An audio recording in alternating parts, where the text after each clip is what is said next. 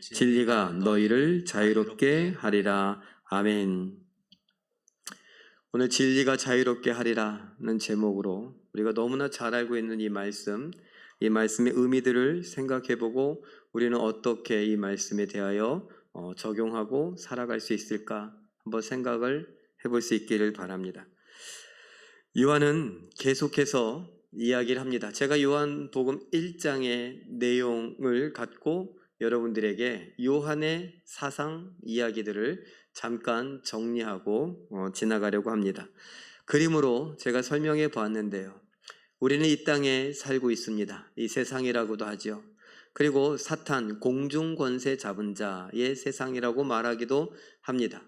흔히 죄와 악이 있고 어둠, 사망, 무지 또는 불행, 고난, 이것으로 설명되어지는 세상. 이것은 믿는 사람이건 믿지 않는 사람이건 사탄 이 말과 이 말의 어감 때문에 조금 거부감이 있을지 몰라도 대부분의 내용들은 다 동의합니다. 요한이 요한복음 1장에서 이러한 내용을 갖고 생각하는데 그 출발이 되는 것처럼 보이는 것은 특별히 그 당시 헬라 시대다라고 말하기도 하고 로마 시대다라고 말하기도 합니다. 그들 머릿속에는 플라톤이라고 하는 철학자가 세워놓았던 그런 철학이 많이 대중화되고 보편화되어서 이 세상의 것은 악하고 저 하늘의 것은 귀하고 순전하고 좋고 옳고 이렇다. 그래서 위의 하늘을 이렇게 바꾸어서 대조적으로 표현했습니다. 하늘나라, 천국, 하나님 나라. 이것은 절대 선이 있는 곳이고 빛이요 영원한 생명이요 깨달음이 있는 곳이고 또 행복한 곳이다. 사람들이 이렇게 생각을 했고 요한은 이것을 갖고 요한복음을 쓰면서 이런 생각을 갖고 있는 사람들에게 접근을 하여 복음을 전하고 있습니다. 그러면 어떻게 우리가 이 땅에 살고 있지만 저 하늘로 올라갈 수 있을까? 세상 사람들이 아무런 많은 이야기를 하지만 요한은 그거 다 소용없다. 그래, 너희가 알고 있는 로고스라고 하는 것, 그 로고스, 바로 그것이 성경에서 말하는 사다리이고 야곱의 사다리이고 또 메시아고 그리스도고 그것이 곧 예수님이다. 그러니 우리가 이것을 받았으니까 이것을 믿기만 하면 우리는 하늘나라 천국에 갈 수 있다. 영원한 생명을 누릴 수 있다. 이런 이야기를 해왔습니다. 결론은 뭐냐 하면 1장부터 영접하는 자 곧 그 이름을 믿는 자들에게는 하나님의 자녀가 되는 권세를 주셨으니 라고 말했던 것처럼 그냥 믿으라는 거예요. 예수를 믿으면 우리가 이 땅에서 고민하고 있던 그 모든 문제의 해결을 볼 수 있다. 이렇게 이야기를 하는 것입니다. 그리고 이러한 맥락에서 오늘 8장에 앞부분에서는 간음을 하다가 현장에서 잡힌 여인, 사람들이 그 여인이 그런 걸 다 알고 있어 놓고 숨어서 기다리다가 현장을 덮쳤습니다. 성전에 계시는 예수님께 그 간음하다가 잡은 여자를 끌고 왔습니다. 그 장면 우리가 지난주에 살펴보았죠. 그리고 그 이어서 예수님께서 요한이 예수님에 대하여서 이런 설명을 합니다. 그림을 보고 제가 한번 설명해 볼까요? 8장 초반에 나오는 간음의 현장에서 잡힌 여인처럼 우리는 다 메시아를 만나야 된다. 우리는 다 용서받아야 된다. 그러면서 요한은 예수님이 하신 말씀 나는 빛이다 라는 이야기를 12절에 한 것을 언급합니다. 예수님이 나는 세상의 빛이다. 나왔죠? 아까 1장에 얘기했잖아요. 이 사람은 어둠인데 어둠 속에 빛이 오셨습니다. 그래서 뭐라고 하냐? 나를 따르면 너희가 더 이상 어둠에 다니지 않아도 된다. 죄 가운데 다니지 않아도 된다. 사망 가운데 다니지 않아도 된다. 생명의 빛을 얻을 것이다 라고 말씀하십니다. 이게 어떻게 가능하냐? 다음을 보니 23절에 이런 말씀이 나와요. 나는 위에서 났고 이 세상에 속하지 않다. 나는 곧 뭐예요? 하나님이다. 하늘에서 보내서 왔기 때문에 너희를 구원할 수 있는 것이다.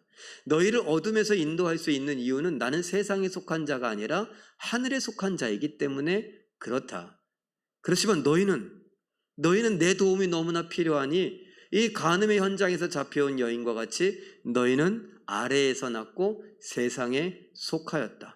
세상에 속한 사람 치고 어둠에 없는 사람 없고, 세상에 속한 사람 치고 빛의 도움이 필요 없는 사람 없고, 세상에 속한 사람 치고 나의 도움이 필요 없는 사람은 없다. 그러니 나를 믿어라 라는 것이죠. 21절 24절을 보니 이래요. 만약에 내가 이렇게 이야기했는데도 불구하고 너희가 나를 믿지 않는다면 너는 죄 가운데서 죽을 것이다. 너희가 나를 찾을 것이지만 뭐예요? 어떻게 하면 하늘나라 갈까? 어떻게 하면 생명을 얻을까? 라고 찾을 것이지만 뭘 찾는지도 모른 채 너희는 내가 있는 곳에 올 수 없으리라. 그곳이 어디예요? 천국이요. 그러면 이 땅에 살고 있던 사람들이 계속 하늘, 천국을 향해 가고 싶어하고 갈망하고 있는데 유일한 방법이 예수님이래요. 예수님이 말씀하세요. 너희가 나를 믿지 않으면 너희는 이 죽음 가운데서 이렇게 찾아 헤매다가, 나에게 오고 싶어서 나에게 오는 길을 찾아 헤매다가, 천국으로 오는 길을 찾아 헤매다가 그 죽음 가운데에서 죽으리라. 어둠 가운데에서 죽으리라 말씀을 하십니다. 얼마나 끔찍한 이야기입니까? 왜 그럴까요? 우리가 알고 있죠. 죄의 삭은 사망이기 때문에. 그리고 제가 죄의 삭신 사망, 이게 어느 정도인가 라는 것을 한번 생각하면서 성경 구절을 하나 찾아봤어요. 민수기 32장 23절 함께 읽습니다. 시작. 너희 죄가 반드시 너희를 찾아낼 줄 알라. 예수님을 믿지 않으면 죄가 추격해요. 누구를요? 죄 지은 나를. 그래서 어떻게 돼요? 죄의 삭신 사망이라는 판결을 기필코 내 귀에 울리게 해요. 정죄를 해요. 그리고 끝까지 내가 믿지 않으면 어떻게 돼요?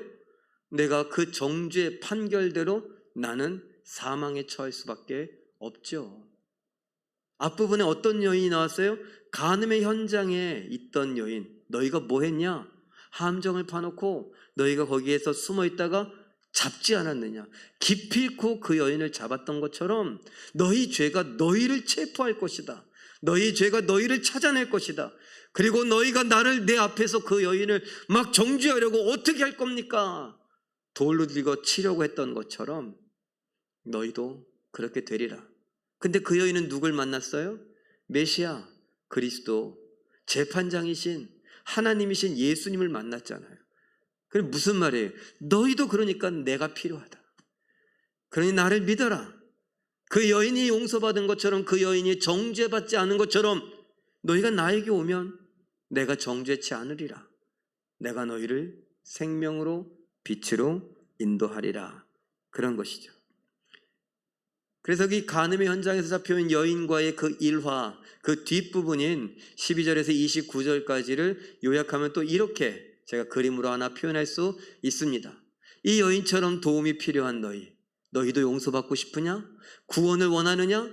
천국을 원하느냐? 생명을 원하느냐? 저 하늘나라를 원하느냐? 하나님의 나라를 원하느냐? 절대선을 원하느냐? 그러면 다른 이야기하지 말고 누구를? 예수님을 알라. 예수님을 알라는 건 뭐예요? 예수님을 영접하라. 예수님을 믿어라 라는 것입니다. 이제 이런 이야기가 막 선포되었어요. 이 대략적인 이야기예요. 자, 그러니까 우리가 잠깐 주의 깊게 봐야 할 부분입니다. 저희 집에서 저보다 더 열심히 신학 공부를 하고 있는 제 아들이 하필이면 이걸 물어봤어요. 한번 보죠. 요한복음 8장 30절 31절 한번 읽어볼까요? 시작. 이 말씀을 하심에 많은 사람이 믿더라. 그러므로 예수께서 자기를 믿은 유대인들에게 이르시되, 뭐라고요? 많은 사람이, 예수님이 지금 제가 설명한 그것을 좀 길게 예수님의 말씀으로 설명하셨습니다. 결론은 뭐예요? 너희도 구원이 필요하니, 너희도 내가 필요하니 나에게 와라. 나를 믿어라. 이런 것입니다. 내가 너희를 능히 구원할 수 있다. 이런 것입니다. 근데 사람들이 그 말을 많은 사람이 믿더래요. 그리고 예수님은 그 믿는 사람들에게 말씀을 계속해서 하시는데 오늘 본문의 이야기를 하십니다. 많은 사람이 믿었다. 요거를 기억하세요. 자, 그리고 예수님의 말씀 8장 31절, 32절 함께 읽어봅니다. 시작. 너희가 내 말에 거하면 참으로 내 제자가 되고 진리를 알지니 진리가 너희를 자유롭게 하리라. 아멘. 요거를 그림으로 표현하면 이렇게 표현할 수 있어요. 참 제자이냐? 이 말은요, 참 성도냐? 진짜 믿음을 갖고 있느냐? 라는 것이죠. 그렇다면 그 믿음을 갖고 있다. 그 믿는다 라고 하는 것은 기본이죠. 우리 다 믿어요. 그래? 믿느냐? 좋다. 그러면 내 말에 거한다. 그 말은 무엇이에요? 내 말에 순종한다 라는 것입니다. 그 말씀 안에 거한다라는 거예요. 그러니까 내가 움직이는 이 모든 움직임이 말씀 안에 있으니 순종하는 거예요. 자, 그럼 순종하면 어떻게 돼요? 진리를 알게 되고 그 진리로 인하여서 자유함을 얻게 된다. 이렇게 말씀하시는 거예요. 그러니까 이 말을 들었던 사람들이 분명히 다 믿는 사람이었거든요. 믿는 사람들이 무슨 말이야 이게? 그러면서 반문합니다. 8장 33절 읽어보죠. 시작. 그들이 대답하되 우리가 아브라함의 자손이라 남의 종이 된 적이 없거늘 어찌하여 우리가 자유롭게 되리라 하느냐. 그림은 간음의 현장에서 잡혀온 여인, 예수님의 도움이 간절히 필요한 여인의 그림을 제가 선택했어요. 그 여인 너무나 도움이 필요한데 그와 같은 사람들이 믿는다고 하면서 지금 무슨 말을 하느냐? 나는 종이 된 적이 없어요. 난 자유인인데 지금 무슨 말씀하시는 거예요? 나는 자유가 특별히 필요 없는데 무슨 진리가 나를 자유롭게 한다고? 그걸 뭐 굉장한 것처럼 이야기합니까? 이렇게 이야기를 하죠. 자기 자신이 어둠에 갇혀 있다는 것을 모르는 거예요. 자기 자신이 사망의 그늘 아래 있다는 것을 모르는 것입니다. 자기 자신이 사탄에 노란하고 있다는 것을 모르고 있는 것입니다. 자기 자신이 생명에 목말라 하고 있다는 걸 모르고 있어요. 다른 말로 잘 믿고 있다고 생각합니다. 아브라함의 자손이라고 믿고 있습니다. 천국에 갈 수 있다고 믿고 있습니다. 누구와 같습니까? 우리와 같아요. 그런데 그들의 말을 가만히 보세요. 난 아브라함의 자손이고 나는 남의 종 된 적이 한 번도 없는데 나는 자유인인데 왜 이런 말을 합니까? 라고 이야기를 하죠. 우리 겉으로 보기에 뭐 아쉬워요? 뭐 돈 좀 없는 거? 뭐 집 좀 없는 거? 그게 뭐 아쉽다면 아쉽겠지만 그래도 살다 보니까 괜찮아요. 믿음 괜찮더라고요. 교회 열심히 다녔고 그리고 봉사도 열심히 했고 그리고 저는 뭐예요? 저 이래봬도 목사예요? 담임 목사예요? 뽐낼 수 있어요? 뻐길 수 있어요? 괜찮을까요? 열심히 한다고 애 무지하게 쓰고 있어요. 피곤한 것도 있고 뭐 그냥 어떻게 보면 가정도 다 내팽개친 것 같고 그래요. 저희 어머니 하시는 말씀이 그래요. 아이고 절 보고 아버지처럼 안 한댔더니 어떻게 아버지처럼 안 하냐? 그러세요. 여러분 어떻습니까? 저하고 여기 믿은 사람들, 유대인들 그들하고 뭐가 다르죠? 저도 믿어요. 저도 믿음으로 아브라함의 자손이에요. 믿음의 조상 아브라함은 저의 조상은 아브라함이라고 믿어요. 저는 누구의 노예가 된 적이 없어요. 저는 돈이 있건 없건 뭐 그것 때문에 돈의 노예도 되고 싶지 않아서 돈도 그렇게 중요하게 여기지 않아요. 막말로 어디 가고 싶은 것도, 하고 싶은 것도, 사고 싶은 것도, 말 나온 김에 생일인데 생일 선물 뭐 받고 싶냐고 생각이 안 나요. 뭘 받고 싶다, 갖고 싶다. 이번엔 뭘 먹으러 갈까요? 아무거나 먹어요, 그냥. 그런데 별로 미련이 없어요. 그건 뭐 어떤 것에도 노예가 된 것 같지 않아요. 종이 된 것 같지 않아요. 그런데 예수님이 저에게 말씀하세요. 너희가 참 제자가 되면 내 말 안에 거할 것이요 진리를 알지니 진리가 너희를 자유롭게 하리라. 진리는 예수님이지. 예수님은 스스로 말씀하시기를 나는 길이요 진리요 생명이라고 말씀하셨지. 예수님은 진리, 그 진리가 나를 자유롭게 한다. 뭐 이 정도는 다 알고 있죠. 그 믿는 사람들이 세상에 취해서 자기의 겉모습을 보니 괜찮아요. 사람들이 말합니다. 너는 참 착하다. 어떻게 그럼 착하니? 사람들이 말합니다. 괜찮은 사람 같다고. 그것에 만족해요. 여기에 함정이 있어요. 예수님이 지금 말씀하셨는데 예수님의 그 말이 나에게 크게 와닿지 않아요. 누구처럼? 우리들처럼. 유대인들이 그랬습니다. 그림으로 제가 표현해 봤습니다. 34절에 보니 그게 아니라 죄를 범하는 자마다 죄의 종이다. 다른 말로 나를 알지 않는 자가 죄의 종이다. 나를 믿지 않는 자가 죄의 종이다. 나에게 순종하지 않는 자가 죄의 종이다. 바로 너가 죄의 종이다. 그래서 어떻게? 36절에 진리인 나만이, 하나님의 아들인 나만이, 너희가 바라고 있는 로고스인 나만이, 구약의 메시아, 신약의 그리스도, 그 야곱의 사닥다리인 나만이 너희를 죄의 종, 죄 아래서 자유롭게 풀어줄 수 있다. 그러니 뭐예요? 아까 계속 해왔던 대로 나를 믿어라라는 거예요. 예수님 답답하네. 믿는다니까요. 근데 왜 자꾸 믿으라고 그러세요? 요한 답답하네, 이 사람. 그 선생의 그 제자라고. 믿는다니까 왜 자꾸 믿으라고 그래? 우리에게. 여러분, 정말 믿으십니까? 그림으로 하나 다시 정리해 봤어요. 아까 봤던 그림을 조금 더 간단하게 해봤어요.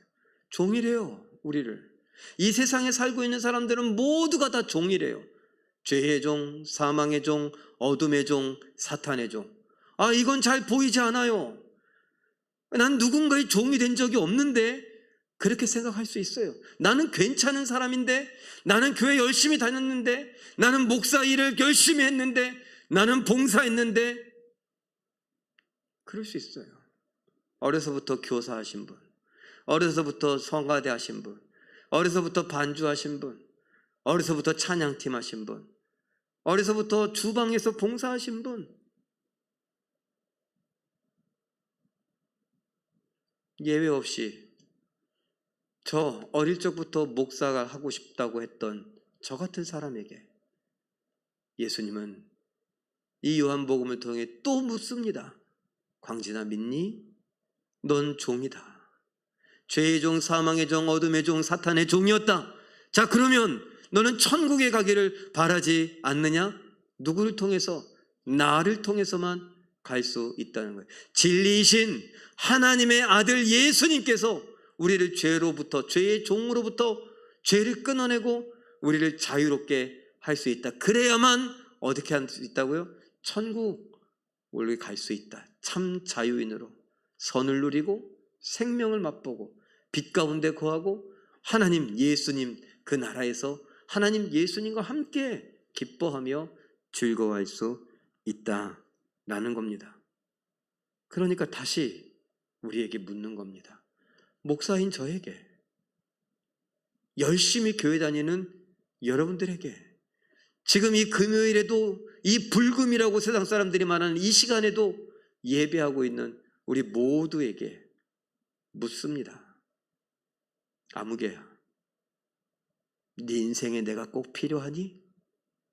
너는 간음하다가 현장에서 붙잡혀서 뭐라고 변명의 여지가 없던 그 여인처럼 사람들의 돌멩이에 맞아 죽을까 봐 벌벌벌 떨면서 내 앞에 엎드려서 눈도 못 들고 있었던 그 여인처럼 넌 내가 필요하니? 나의 도움이 필요하니?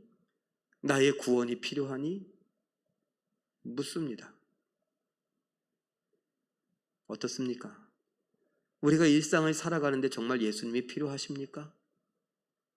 예수님의 필요를 느끼십니까? 그렇다고 믿습니까? 충격적인 반전이 있습니다. 뭐냐 하면 아까 그 많은 믿는 사람들을 향하여서, 그리고 어쩌면 우리를 향하여서, 우리 중에 특별히 내 일상 가운데 예수님이 필요하다고 느끼지 못했던 사람들에게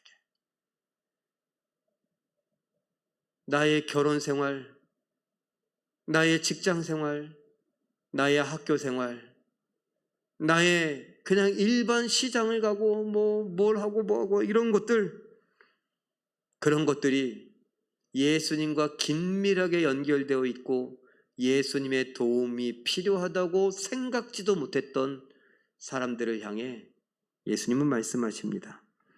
그림으로 제가 표현했습니다. 뭐냐? 그 사람들이 예수님을 죽이려고 하더라고요. 믿는다고 했던 사람들이 예수님을 거절하더라고요. 예수님을 믿지 못하겠다고 하더라고요. 이 사람 이상한데? 이상한 소리에 점점 광신적으로 변해, 점점 이상한 영적인 이야기들만 해. 이단 아니야? 사이비 아니야? 이런 분위기가 조성됩니다. 거기에 대하여서 예수님이 이렇게 말씀하십니다. 37절에 보니 너희 왜 그러냐? 너희 마음에 내 말씀이 들어갈 자리가 없다는 거예요. 너희가 내 말을 믿지 않는다는 거예요. 믿지 않는다, 듣지 않는다.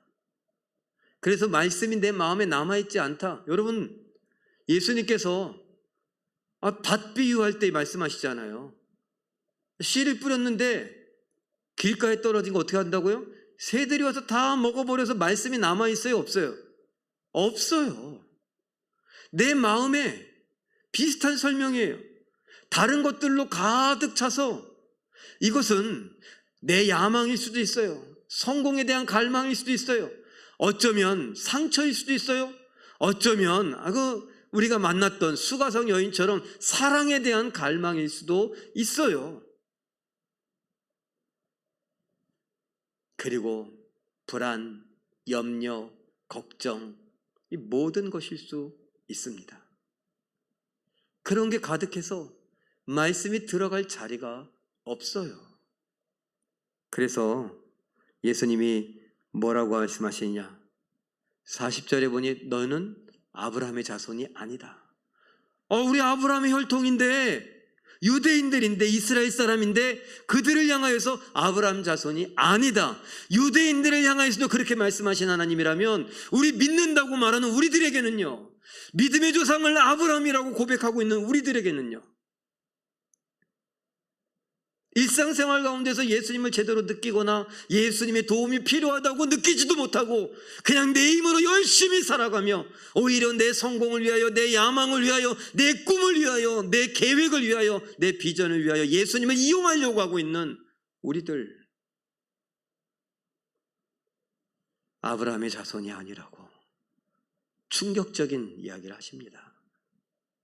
또 42절에 하나님의 자녀가 아니다.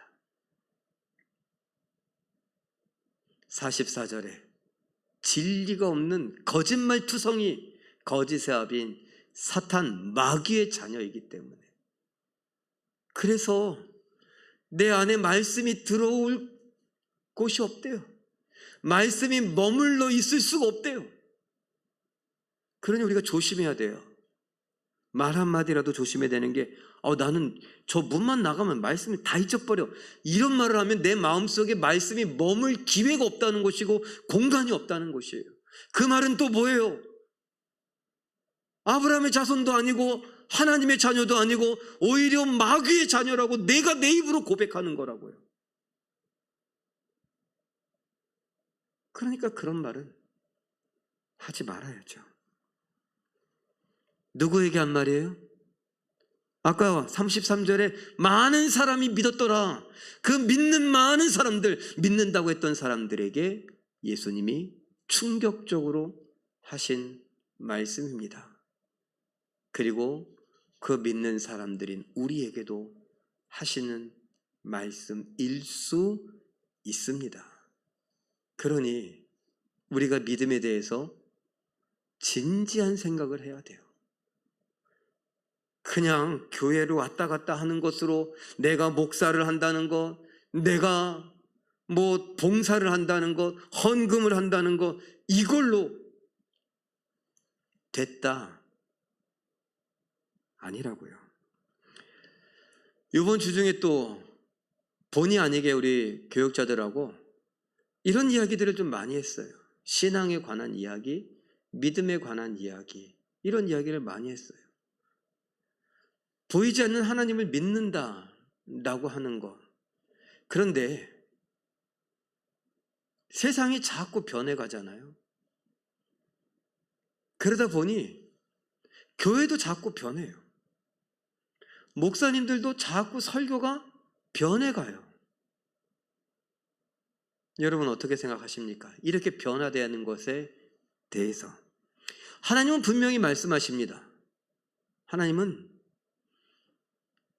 세잔하는 그림자도 없다라고 말씀하시면서 변하신다고요? 안 변하신다고요? 예수님 당시에 이때나 지금이나 변하지 않는 분이에요. 그런데 세상이 변하죠. 세상이 점점 어떻게 변할까요? 말씀 중심으로 변할까요? 하나님 말씀에 순종하는 분위기로 변할까요? 아니요, 말세라고 하잖아요. 왜 말세예요? 쉽게 생각하면 아브라함 때에 하나님께서 아브라함에게 말씀하십니다. 너는 너희 자손은 애굽에 가서 4대를 있을 것이다. 왜요? 4대 만에 돌아올 것이다. 왜요? 물으니 하나님 말씀하시기를 아직 이 땅에 죄가 관영하지 않았다. 이 땅에 죄가 꽉 차지 않았다. 아직 심판 때가 되지 않았다 라는 겁니다. 그럼 뭐예요? 심판이 될 때에는 꽉 찼다는 거예요, 죄가. 그럼 말세가 된다는 건 뭡니까? 죄가 꽉 차는 거예요. 이 세상에 죄가 꽉꽉 들어차고 있어서 그렇게 변해가는데, 삶이 편해진다고 정말 좋은 게 아닌데 우리는 편한 삶을 살아가면서 나도 모르는 사이에 말씀이 중심이 아니고 하나님이 중심이 아니고 내 생각이 중심이 되고 세상의 가치관이 중심이 돼버려서 믿는다라고 말하지만, 수많은 사람들이 믿는다라고 말하지만 말씀에 순종하는 사람은, 하나님 중심적으로 예배하려고 한다거나 하나님 중심적으로 내 삶을 살아가려고 하는 사람들은 극히 드뭅니다. 그럼 어떤 사람은 말할 수 있죠. 극히 드문 이야기를 왜 합니까? 많은 사람들이 알 수 있는 이야기를 해야죠.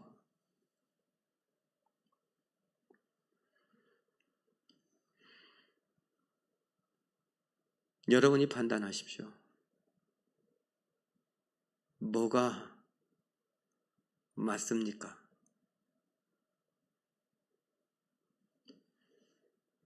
예수님은 말씀하십니다. 그림으로 또 표현해 봤어요. 아브라함의 자손이냐? 하나님의 자녀냐? 참 제자이냐? 진짜 신앙인이냐? 진짜 성도냐? 진짜 목사냐? 진짜 직분자냐? 진짜 헌신자냐? 봉사자냐? 좋다. 진짜는 39절 아브라함처럼 믿음으로 행한다. 42절 하나님처럼 예수를 사랑한다. 47절 하나님의 말씀을 듣는다.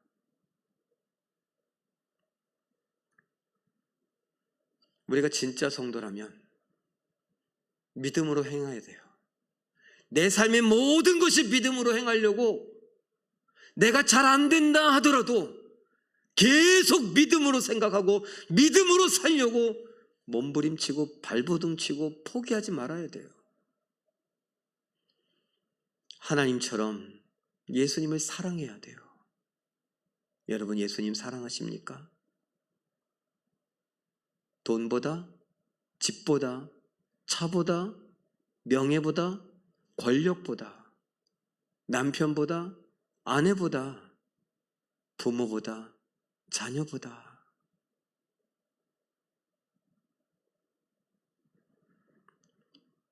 그리고 말씀을 듣는다는 건 뭐예요? 아유, 참 말 잘 듣는 애. 이 말은 무슨 말이에요? 그 말에 순종한다는 거잖아요. 우리는 얼마나 순종하려고 애쓰고 있습니까?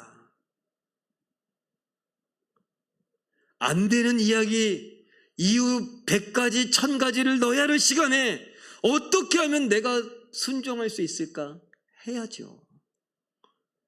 핑계대느라, 이유를 나열하느라 순종할 시간마저 없으면 되겠습니까?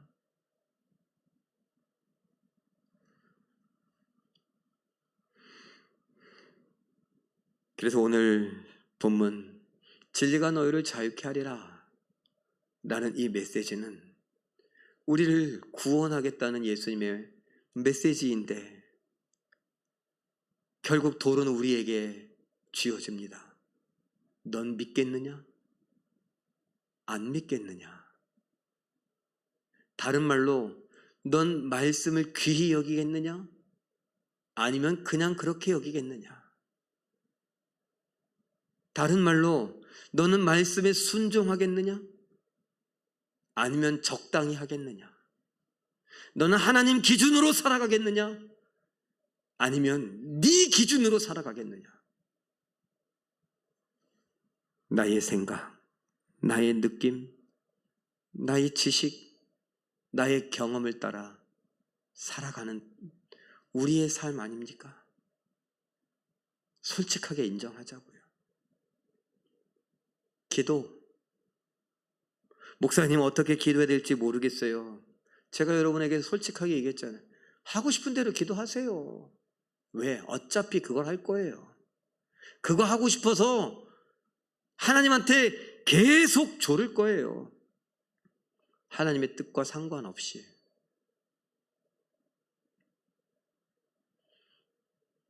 그 선택에 대한 결과는 일정 부분 내가 감당해야 합니다. 그러나 하나님이 나를 불쌍히 여기셔서 다시 되돌리시겠죠. 그 하나님이 뭐라고 하셨어요? 모든 것이 합력하여 선을 이루느니라. 나의 잘못된 선택까지도 나중엔 하나님의 구원, 하나님의 사명을 이루는데 쓰신다 하는 이야기입니다. 그런데 이 말씀에 해당될 사람들이 과연 전부겠느냐는 거예요. 계속 불순종하면서 한 번도 내 삶 속에서 하나님의 말씀이나 하나님의 뜻을 연관지어 생각도 하지 않으면서 습관적으로 교회만 왔다 갔다 하면서 그렇게 자신 있게 말할 수 있습니까? 교회에서 믿음의 확신, 구원의 확신을 가지라고 그렇게 많이 가르치는데 저도 막 강요하다시피 그렇게 가르쳤어요. 그렇게 한다고 되나요? 아니에요. 구원의 확신은 배운다고 되는 게 아니에요. 정리를 해줄 뿐이죠. 그러면 내가 그 믿음으로 갖게 되는 거죠. 믿음으로 받게 되는 거죠. 진짜 성도라면, 참 제자라면 오늘 이 말씀에 대해서 한번 진지한 생각을 해보며 나는 자유가 필요한 죄인입니다. 진리이신 예수님이 나를 자유케 하시기를, 구원하시기를 바랍니다. 나는 순간순간 예수님의 도움이 너무나 필요합니다.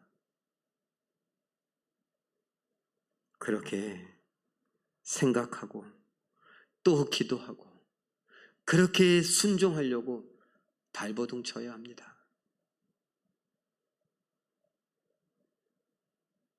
그것이 믿음이라고 말씀은 가르쳐주고 계시니까요. 마지막으로 하나 읽어봅니다. 시작. 하나님의 자녀로 믿음을 주신 자들은 예수님의 진리이심을 믿고 그의 말씀을 믿음으로 받아 그 말씀에 순종합니다. 그 믿음과 믿음을 따른 순종이 우리를 죄와 죄책감, 사망으로부터 건져내어 천국과 생명의 참 자유를 맛보고 누리게 합니다. 하나 덧붙이면 어떻게 하면 순종할까? 순종을 고민하며 순종의 삶을 살다 보니 죄질 시간이 없는 거예요. 이것도 죄 저것도 죄, 죄를 헤아리다가 계속 죄 가운데 있지 말고 어떻게 하면 순종할 수 있을까? 어떻게 하면 사랑할 수 있을까? 어떻게 하면 용서할 수 있을까? 어떻게 하면 겸손할 수 있을까? 어떻게 하면 온유할 수 있을까? 어떻게 하면 복음을 전할 수 있을까? 이런 고민하느라 죄질 시간이 없어야 돼요. 자유? 이 땅에서의 자유는 그런 거 아닐까요? 죄와 점점 멀어지는 나의 삶, 순종이 익숙해져 가는 삶 말입니다. 이런 삶이, 이런 은혜가 우리 가운데 있기를 예수님의 이름으로 축원합니다. 우리 말씀을 붙들고 한번 기도